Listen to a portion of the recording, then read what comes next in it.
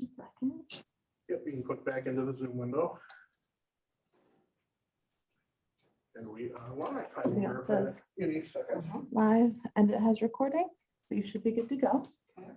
I always double check that you unlocked it one time, which you did. Go ahead and click off it. Oh, don't click that. All right, our attendees are coming back in. Alder West, I believe we are good to move on to a vote on the item. Move on to a vote on the item. All righty. All right.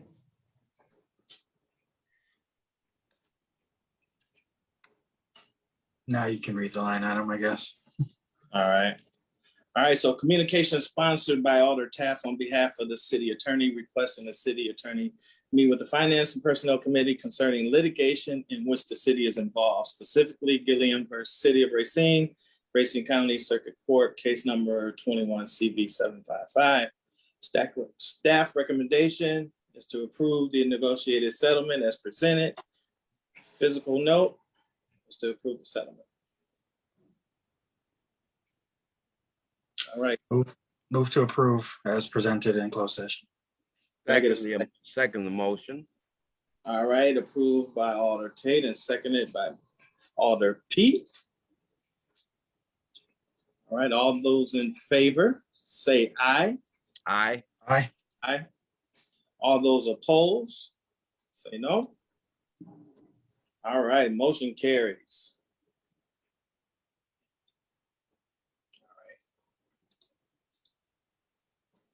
We're going to move to the next line item, 0664-21.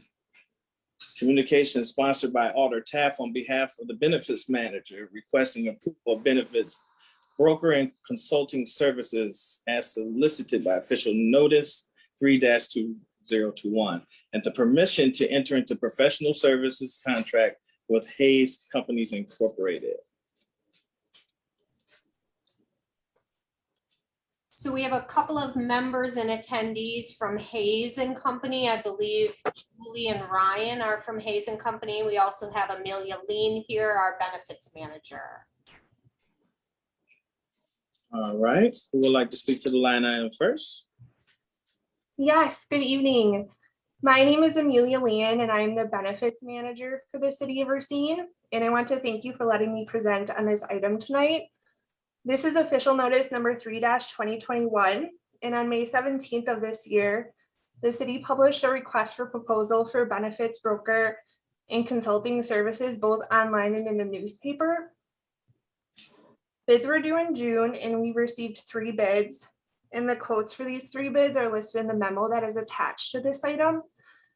A panel of City of Racine representatives then conducted interviews and completed a scoring matrix on each company based off of the proposals submitted and the interviews and presentations conducted. And based off of the written proposals, the presentations, and the scoring assessments provided by the panel of City of Racine representatives, I'm here today to request permission to move forward with Hayes Companies, Inc. for benefits broker and consulting services. And this professional services agreement would be for the term of 2 years and may be renewed for 3 successive 1-year periods. And I'm available today for any questions that the committee may have on this item. And I do have Ryan Jackson and Julie Sosnay, representatives from Hayes Companies, Inc., present at this meeting tonight. If the committee would like to ask either any direct questions about the services that would be provided or anything that I cannot answer. Thank you, Amelia, for your presentation. I do believe we have Alder Pete with his hand raised. Please go ahead, Alder Pete, with your question. Thank you, Alder West. Good afternoon, Amelia. You did a great job, but I have one question, and I did go through the information that was sent out, but why is it necessary if a person not in the meeting would say, why do we need an outside broker? Do we have in-house? Or just could you briefly speak to that? Yes, The absolutely. why? Oh, yes, absolutely. So the Hayes Companies would help us by providing a number of services that we do not do in-house at this point in time. So I think right now would be appropriate time to hand it over to Ryan Jackson to speak a little bit more about the services that Hayes companies would be able to provide to the city. Thank you, Amelia, and thank you, Sam, for your question. We appreciate being here. My name is Ryan Jackson, and I am the Director of Sales and Marketing for Hayes Companies of Wisconsin. As Amelia mentioned, I'm joined by Julie Sosnay, Senior Consultant. And before I give a little background about us, I'll answer your question directly, Sam. You need a benefits consultant to negotiate with your providers at large. You don't want to take this responsibility on yourself. We are a national consulting firm who negotiates with the health insurers and other carriers that you work with on your behalf. So we provide a bit of the middleman that is important to any entity that provides health insurance to ensure that the best possible service and the lowest possible cost is provided. A little bit of background about Hayes, and of course, I'll take all your questions. I'll be brief. We are a national consulting firm. Our office here in Wisconsin consists of 50 benefits professionals, one of whom is Julie, who would serve as the lead consultant to the city. Julie has over 20 years of experience in our industry, works with 15 clients here in the Southeast Wisconsin area, including Racine Unified, as well as others. Some other clients of ours include Kenosha Unified, Kenosha County, Milwaukee Public Schools, the cities of Wauwatosa, Waukesha. The list goes on. Of our 200 plus clients in the state, over half of them are self-funded. So that is a specialty of ours. And we, in addition to our day-to-day service folks, maintain a number of subject matter experts in our office, from communications, underwriting and budgeting professionals to pharmacy benefits managers. So we bring a variety of resources to the table. As far as the work that we'll do as your consultant, we will negotiate with your various insurers. We'll take different benefits out to market, like your third-party administrator, ensure you're in the best health network. We're very familiar with MEI. In fact, Coalition Services, who does the backroom work for the MEI Coalition, was formed out of our office. We'll leverage our size and scope to facilitate the best possible outcome on stop-loss insurance. I mentioned pharmacy benefit services. We'll make sure that you're in the best possible pharmacy benefits management contract. So again, a variety of resources that we provide, but we will work day to day with Amelia and her team to make sure that we're engaging with employees and containing costs to the best of our ability.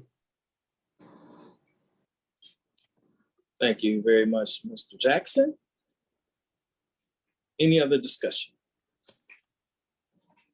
Alder Pete, you still have your hand raised. I'm assuming that's from the last time. Oh, you're still muted. You're still I muted. just wanted to say thanks, Ryan. You did an excellent job, a very impressive resume, and I thank you. Thank you, sir. Thank you, Alder Pete. Go ahead and lower your hand, please. And any further discussion on line item 0664-21?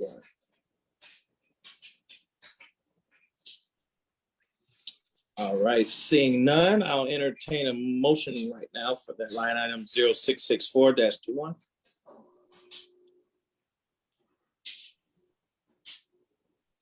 Move to approve. Second. All right, moved by Alder Pete, seconded by John Tate. So right now, what we do is take roll call, I guess. Huh? All those in favor say aye. Sorry about that. Aye. Aye. All those opposed, say no. All right, motion carries. Thank you, Amelia and Ryan, for your presentation. All right, we'll move on to the next line item. All right, 0665-21.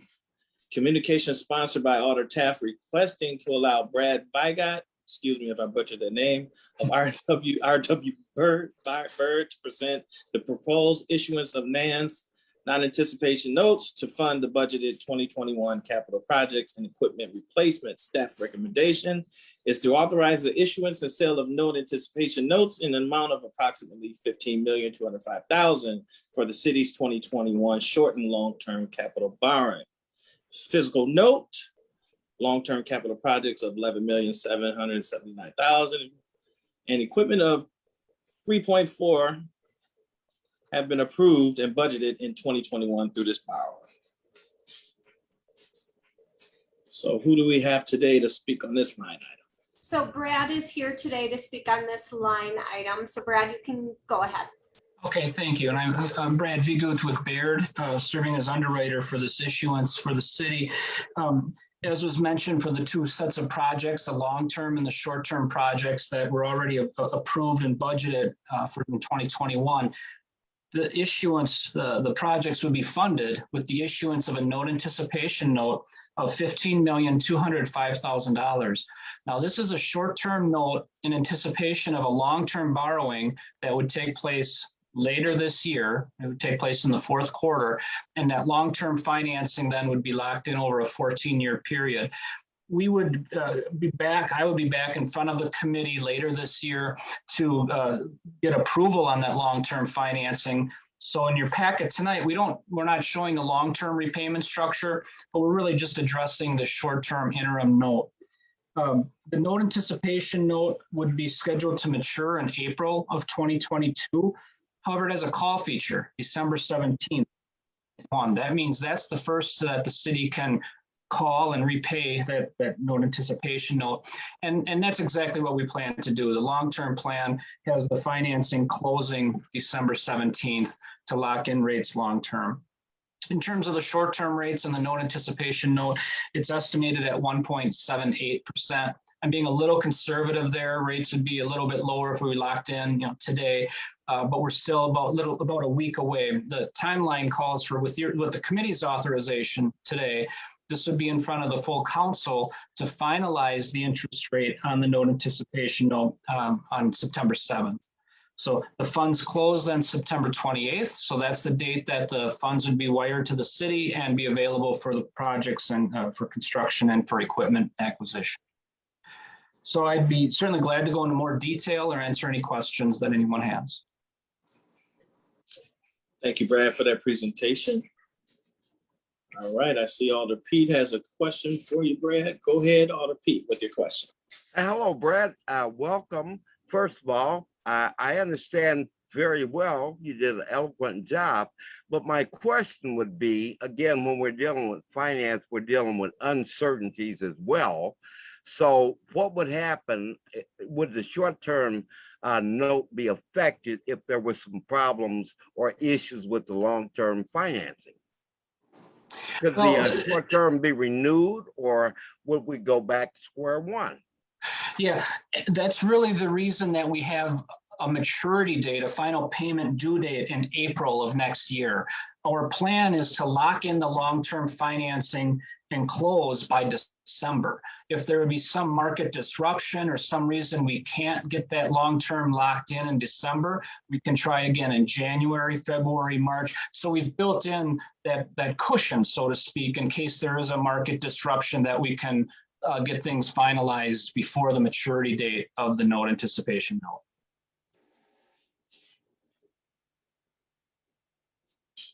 You're still muted, Alder Pete. Does that satisfy? Oh, that was my mouth. Sorry about that. Thank you very much. I understand. Okay. All right. Thank you, Alder Pete. Any further discussion?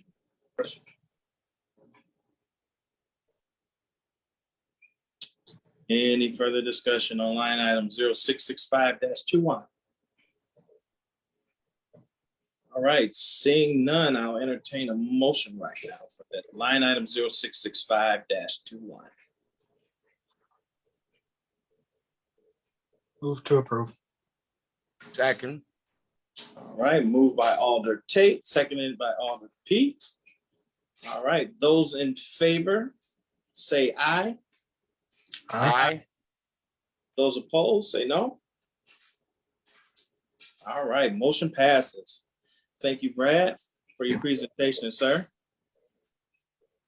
All right, moving on to 0688-21, subject communication sponsored by Alder West on behalf of the Assistant Director of Human Resources requesting to reclassify the position of crime analysis clerk from grade F to grade I on the compensation structure. Staff recommendation is to approve. Fiscal note, funds are included in the 2021 budget and will be incorporated in the 2022 budget. Salary range from grade I is roughly between 58,864,000, 75,649.66. All right. Who do we have? We have Chief Robinson here to speak on the item. All right, Mr. Chief Robinson, how are you today, sir? I believe you're muted too as well. I'm doing well, thank you. Yep. Go ahead with the All right, we presentation. put this item before you as a reclassification for the crime analysis clerk position to a full-fledged crime analyst. And the distinction is previously the crime analyst clerk that we had simply went into our records management system and compiled some of the information on crimes that had been reported, but there was no real analysis. And in order for our department to be successful, what we're working on doing is implementing an intelligence-led policing strategy in addition to our COP strategy, which allows us to look at specific problems in specific places. The young lady that we've hired by committee has extensive knowledge on doing analysis and has worked with the Wisconsin Department of Justice. So part of what she'll also be doing to help us is to do a link analysis, and that is once we have information on one individual that we know is associated with crime, she will also be able to use social media and other tools, and in addition to her relationships with people at the DOJ, to tell us who that person is associated with. So as we are investigating crimes, we have a better opportunity to interview and arrest anybody else that was associated with that individual.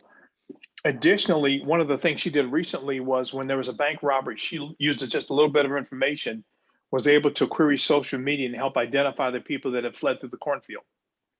So she's very talented in terms of analyzing data. We also recently had a meeting with the ATF, and we're working on putting together a program called NIBIN, which is a National Integrated Ballistics Network. And what that does is, as we collect shell casings at shooting teams, we're able to use a piece of equipment provided and funded by the ATF that lets us analyze the shell casings and then different firearms to tie them to different shooting scenes and locations around the city. Ideally, it's designed to help us to reduce our gun violence.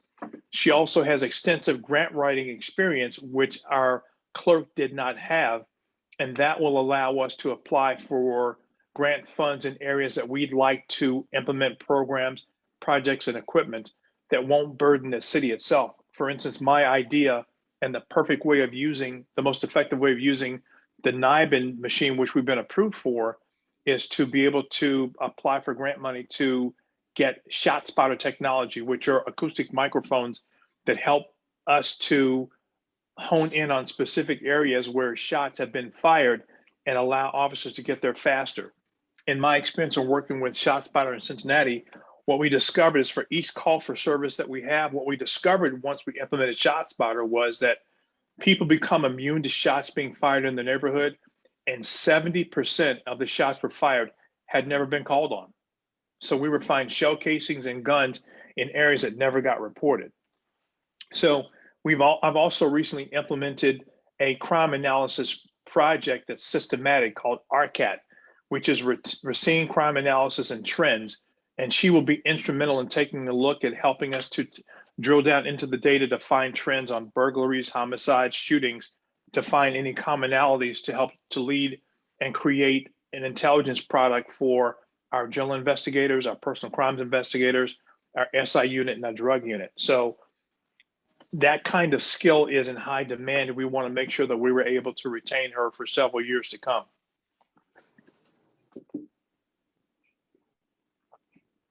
And that's the end of my rationale.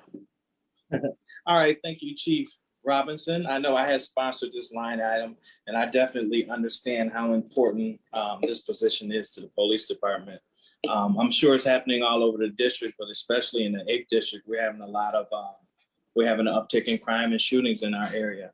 And as you stated, a lot of times civilians are not making those phone calls. So if we can have a person that's educated and skilled at breaking down the numbers, in regards to those shootings, I think will be very helpful for the city of Racine. So I definitely sponsor this recommendation. Any other discussion? Any other discussion? Alder Pete. Oh, Thank Sorry. you, Alder West, and thank you also, Chief Robinson. Both of you did an excellent job of explaining the why and the what.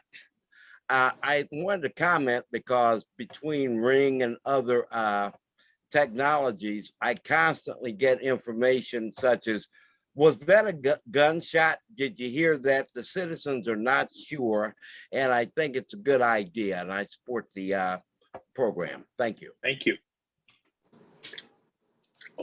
thank you, Alder Pete. Any other discussion? All right, Alder Tate.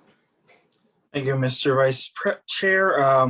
Certainly in support of creating a position of someone who's doing some data analysis. I do have concerns as it relates to this shot spotter technology, as I've read certain reports that can draw attention to certain neighborhoods that ends up almost being in a profiling type manner. As we dig deeper into what sort of technology we're going to be deploying within the city, I'd like to have a more robust conversation about some of the drawbacks and perhaps unintended consequences of certain actions as it relates to policing and over policing, perhaps in certain areas that doesn't really serve necessarily the public safety interest. So I think that's a conversation for another time. But certainly as it relates to this particular staff and the, obviously increased pay and increased responsibilities and increased skill set that's being compensated, I think it's appropriate move. Thank you, Alder Tate. And just to be certain, if we decided to apply for a grant, we would come before this body to get permission before we did that anyway, and we would be able to provide you with information that talks about how these acoustic microphones can be designed to distinguish fireworks from firearms, and how it focuses specifically on areas where shots fired, not to malign a neighborhood, but to rid that area of crime, specifically violent crime related to gunfire. Thank you. Thank you, Chief Robinson, for your presentation. Any further discussion? All right, at this time, I'll entertain a motion for line item 0688-21. Move to approve. Second. All right, moved by Alder Pete, seconded by John Tate. All right, all those in favor, please say aye. Aye. Aye. All those opposed, say no. All right, motion passes. Thank you, Chief Robinson. Stay safe. Thank you very much. Good afternoon, sir. You too. Thank you. All right, moving on to line item 0697-21. Communication from Mayor Mason requesting an allocation of $450,000 in American Rescue Plan Act, better known as ARPA, funding for eviction prevention activities. Staff recommendation is that the request from Mayor Mason to allocate a total of up to $450,000 in ARPA funding to Racine County for eviction preventing activities to be approved. Further, that the mayor and city clerk be authorized to enter into contracts with organizations pursuant to local, state, and federal regulations. Fiscal note, a total of $500,000 in ARPA funds have been reserved for activities including invention preventing by Common Council Resolution number 0583-21. Sufficient funding exists to meet this request. All right, who do we have today to speak on this lovely topic? So we have Matt Regic and Vicky here to speak on this topic. Perhaps we should begin with Matt Regic. Thank you. I would definitely refer you to the memorandum. There's a lot of, dates and resolutions that sort of go along with this. But the key information here is, as many of you are aware, the CDC's eviction moratorium was recently declared unconstitutional by the Supreme Court and is currently unenforceable, meaning that tenants are currently at risk of eviction if the circuit court declares that to be such. So back on July 20th, the Common Council approved up to $500,000 of ARPA funds for eviction prevention or foreclosure prevention activities. And sort of when we brought that proposal forward, we explained that we wanted to reserve the funding, but try to identify the best organizations to apply that to based on the need at the time.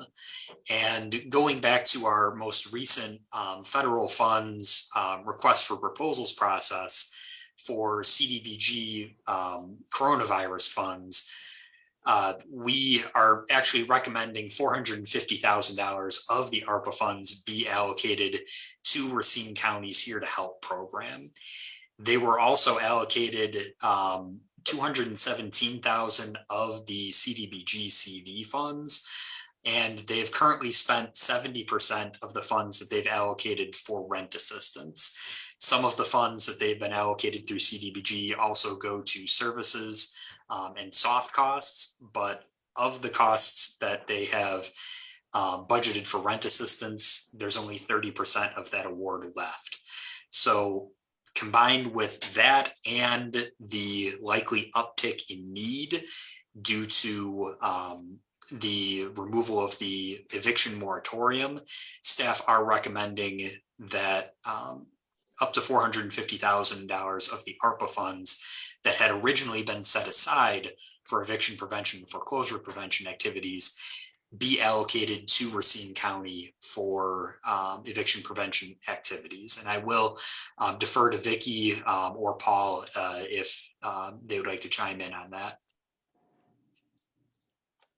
Thanks, Matt. I think you covered everything perfectly, and your memo is incredibly detailed and helpful. I just would remind committee members that the allocation here, you have already approved that. You've already approved the $500,000 in ARPA funds to go towards eviction prevention efforts, and this item before you tonight is simply seeking to get $450,000 of those funds allocated in contract with our existing partnership with the county's Here to Help program to serve city residents and prevent their evictions. The county's Here to Help program has done a very good job of triaging residents who are calling, looking for rental assistance and eviction prevention help, seeing what other funding those residents might be eligible for from other programs, and really doing the paperwork and the verification to get those city residents through the process and to really get those eviction prevention funds dispersed quickly so that eviction hopefully can be prevented. It's certainly our hope that we don't end up needing this amount of funds and that landlords will work with tenants locally and understand the difficult situations that many are in due to the pandemic. But we do want to make sure we have these funds allocated in partnership with the county to serve city residents should we find a lot of our residents facing eviction in the coming weeks or months. All right, thank you both for your presentation. All right, Alder Pete, your hand is raised. Go ahead with your question. Good, thank you, Alder West. My mouse worked right this time on the first click. Hello, Vicki and Matt, great presentations, but I want to make clarification. Does this allocate, give allocation of the funds to the county as well as the city, or are we transferring funds or just opening up the program to more partners throughout the county? So this allocation of funds would be provided to Racine County specifically to serve City of Racine residents. Their larger Here to Help program does serve county residents, but these funds, along with our CDBG CV funds, would be tied specifically to serve City of Racine residents. Thank you very much, sir. All right, thank you, Alder Pete. Alder Tate, I see you have your hand raised as well. Thank you, Mr. Vice Chair. Do we have any numbers or statistics on how many Racine households may be at risk of eviction at this point? At risk of eviction, I don't have those numbers, no. Okay, that's okay. So I know the county also received ARPA funds. How much are they allocating towards eviction prevention? I don't have that information. Okay. Because I think that matters in this instance. I mean, certainly we're going to do our part to, protect our citizens and make sure that people stay housed, but also, the funds that the county does have as a result of ARPA are largely because of the poverty that exists in the city. More likely the folks who are at risk of eviction right now. So if the county itself isn't also contributing to these funds to prevent evictions, I think that seems odd that we would be providing providing an allocation for prevention of funds using the same pool of funds that we both received for the particularly calculated as a result. So as it relates to the poverty within our municipal borders, and only one of these entities is contributing to the process of preventing eviction. So I think it's probably important for us to know, what they're contributing, if anything, because they should be.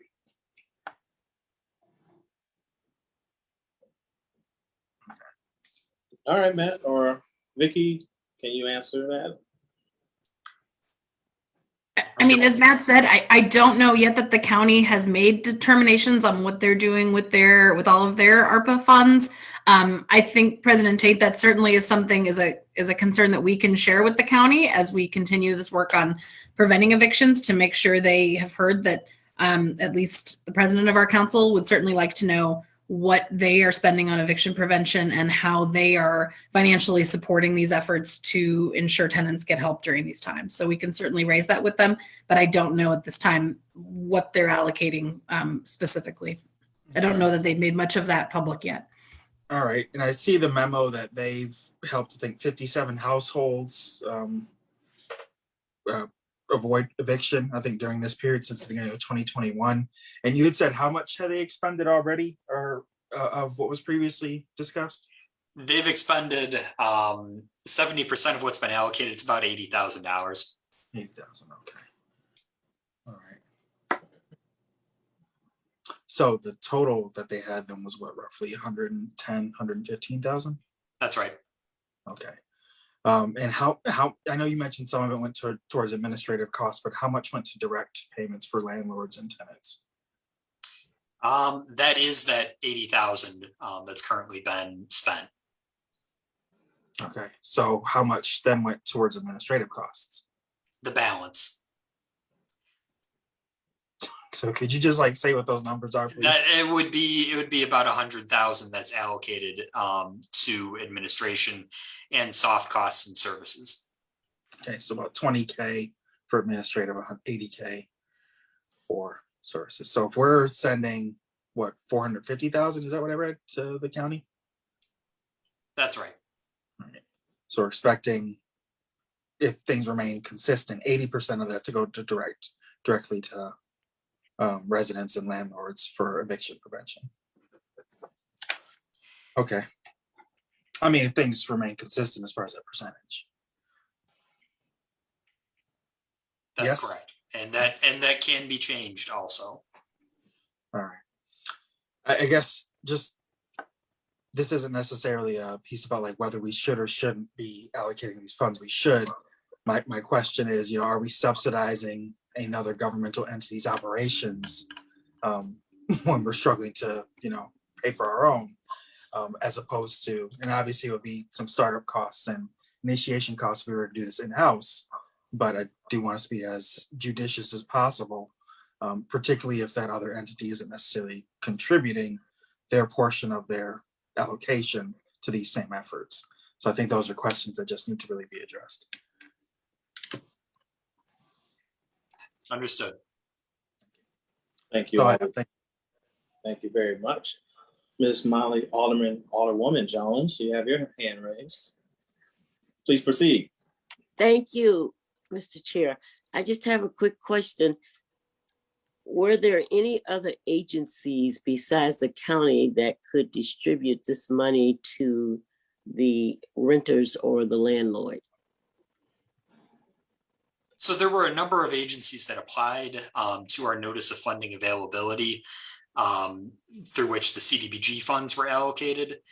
And really, with the concern that's prompting this allocation of $450,000 is the large number of households that could be at risk to eviction. And many of the other agencies that applied, just based from our experience and the numbers that we're tracking, the outcomes that we're tracking, we don't necessarily believe that they would be able to match the County's Here to Help program in terms of being able to serve large numbers of people in a very expeditious manner as may be necessary. So that's basically what I would say on that. There, as I mentioned, there were a couple of other agencies, but we kind of had to apply, a little bit of, we had to think about this a little bit strategically in terms of what we specifically need at this moment. And just to add to that, I would note that the process of determining eligibility, both for the federal CDBG funds and for these funds in terms of our own eligibility that we put on it, as well as maintaining the documentation required for use of federal funds, is complex. And we needed to make sure we have a provider who can handle not only the volume of requests, as Matt said, but also really do the verification and the triage and directing folks to other resources they might be eligible for. So they have to be knowledgeable about all those other resources, able to handle the federal documentation and verification, able to swiftly process payments to landlords and get funds distributed. It is a lot. It is complex for every household that might need help. There is a lot of work that needs to be done on the back end administratively, and that narrows the number of agencies who are familiar with those federal funds and who we trust to shepherd them well and quickly during these times. Thank you. Just one other little note on that. Would it have been possible to split the funding to the less, what you thought, agency that would have been able to handle the bulk of the funds, but maybe 100,000 and give 300 to the county, or that would not have been feasible? I think Matt should certainly speak to this too, Alder Jones, but I think we have found that having a central point of contact to give to tenants is very useful for them. Tenants are swimming in a lot of information about where to call to get help right now. We don't want to be in a situation where we're directing people to multiple agencies depending on who they are or letting them choose. We want them to have a central point that's as easy on stressed out households and families as possible. And we really want to get the funds out quickly to those families who might need them. And so I think those factors are the kinds of things we've considered in really determining we want one agency who can be the point of contact and who we can promote that very easily and cleanly to the community. I think those are the kind of things we've considered in having just one agency administer these at this point. And I would add that, thank you. Yeah, Alder Jones' thought was consideration was given to other agencies, and specifically those that serve specific subpopulations, people with disabilities, and domestic violence came to mind immediately. But to Vicky's point, really the need behind these funds is to meet an emergency, and the recommended agency was really best positioned to meet that need. All right, Paul, you have the floor. Go ahead. Thank you, Vice Chair West. I did want to go back to Alder Take the Second's comments. I could not agree more that we need to remind the county that their allocation is based on the demographics of the city of Racine, largely in comparison to their other counties. I want to assure you the mayor brings this up with the county executive in his meetings as they try to decide and to what coordination could be possible of who's doing what and who's in on what, and he does keep raising that allocation argument. But I would also ask the council to talk to your contemporaries on the county board, because the answer we get back from the county executive is, well, I got to get it through my board if I'm going to go there. So the more support he feels from our city's county board members, that's going to go a long way. So I would encourage all of you, whether it's specific to programs or reminding them of the allocation and giving them your priorities on where you think these funds should be invested from the county side, that would be very helpful. And I just didn't want this debate to end without making that ask of all of you. Thank you, Paul. Any further discussion on line item 0697-21? Any further discussion?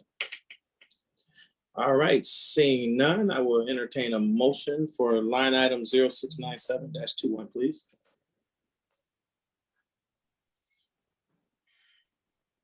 Move to approve. Second. All right, moved by Alder Pete and seconded by Alder Tate. All those in favor state by saying aye. Aye. Aye. All those opposed say nay. All right, motion passes. Thank you, Matt, Vicky, Paul, for your presentation. Have a great rest of your evening. All right, moving forward to line item 0682-21, communication sponsored by Alder West on behalf of the Finance Director, submitting the presentation of second quarter 2021 physical results and the June 2021 investment schedule. Staff recommendation is to receive and file. All right, do we have anyone to speak to this? All right, hi. Thank you, members of the committee, for having me tonight. As part of the city's budget policy, the finance department is required to bring quarterly results in front of the committee for review. So tonight I have for you the results for the quarter ending June 30th, 2021. So I'm just going to go through them relatively quickly. I will say my door is always open. My phone is always here. Please feel free to give me a call if you have any really detailed questions associated with the financials or would like me to expound on anything further. Overall, the document that you have attached, I'll start with the expenditure side of the equation. So at the June 30th period, we're about halfway through our year, meaning that when you're looking at these reports, you really want to see us either at 50% or just under 50% is even better in terms of fiscal results. So you'll see many of the areas in this that the salaries in particular, salaries and fringes, are under that 50%. And a lot of that, and I think you've all known and heard this many times, but we have lots and lots and lots of vacancies right now in almost every department. So you will see that across the board in each one of the departments. Fire and police have the largest of the budgets. So we see they are relatively significantly under budget as of June 30th. I expect that to come back a little bit in the tail end of 2021 because they are filling those positions police a little slower than I think they would like, but they are filling those positions. In terms of the expenditure side of the equation, I would say that the only area of concern or something that's a little higher than you would maybe like is salary and fringe benefits in public works. And that really relates to those snowfalls in January and February that we got hit so hard with snow, many snow events, lots of overtime associated with plowing and snow removal. So that's what that looks like in a year where we have that many events in January and February. Parks Department significantly under budget. Again, a lot of that still relates a little bit to programming for COVID. We'll see that come back a little bit in the second half of 2021. Overall, the expenditures in the general fund are coming out at about 46% of budget, which is again about 4% under budget. I do expect for the end of 2021, this is when I start doing my projections, and I'll talk about it more when we do the budget. But I do expect us to be overall under budget on the expenditure side of the equation for 2021. Again, mostly relating to these vacancies that are relatively difficult to fill right now. We're really struggling with that. I think all areas are struggling with that. Moving on to the revenue side of the equation, again, just to remind everybody, our major revenue sources for our major operating funds are property taxes and what we call intergovernmental revenues, of which the largest is what we call state shared revenue.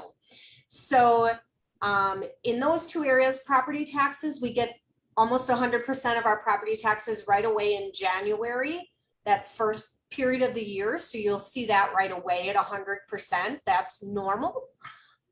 Shared revenue or intergovernmental revenues, you'll see really, really small. That's because the majority of those funds come in November, so very, very late in the year, which is also why we do have to carry a little bit more reserves. And we talk about fund balance and reserves and using reserves.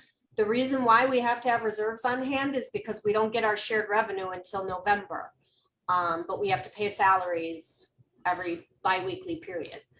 So you'll see that looking a little unusual.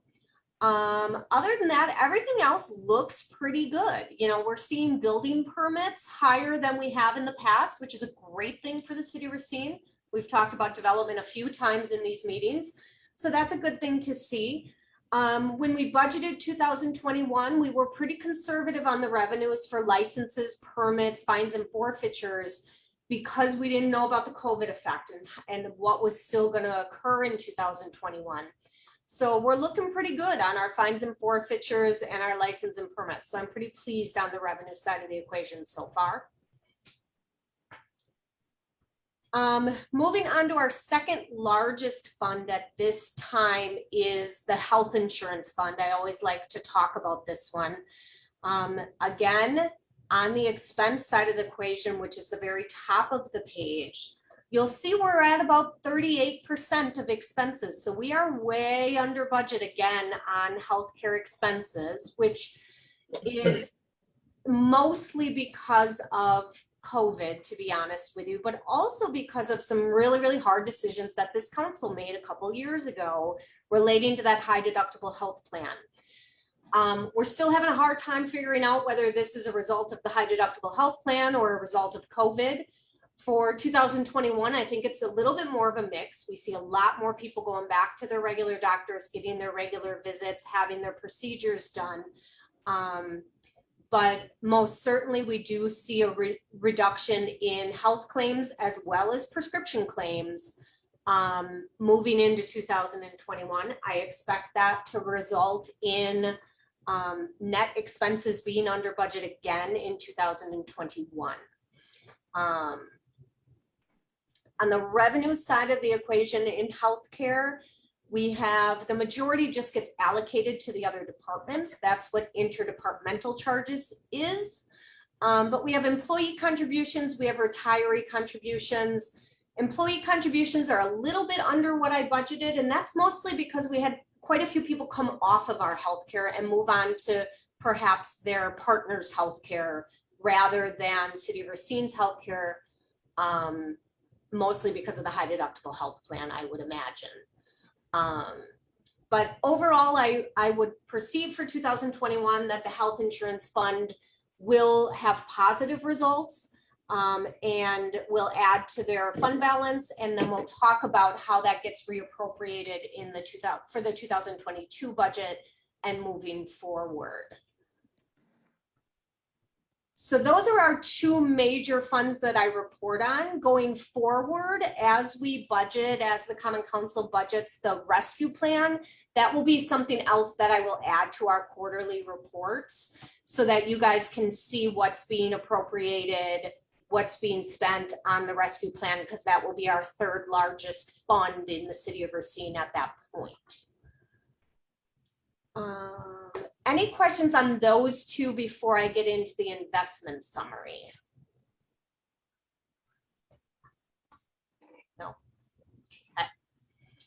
The investment analysis, I give a very high-end summary of our investments because we have a lot of them right now.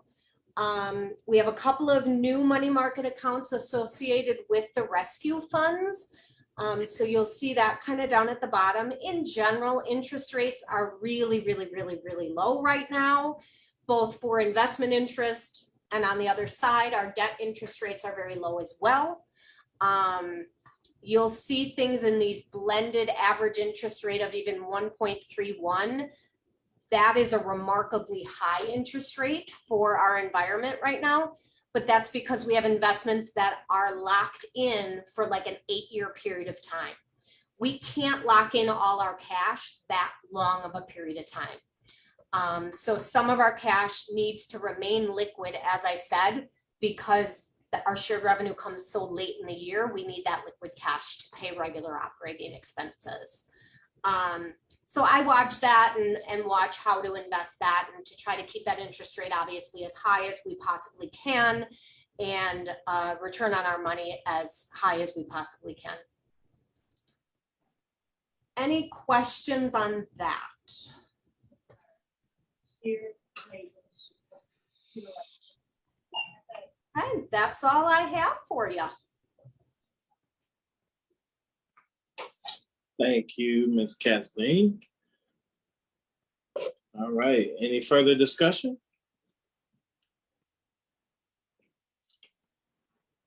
Move to receive and file.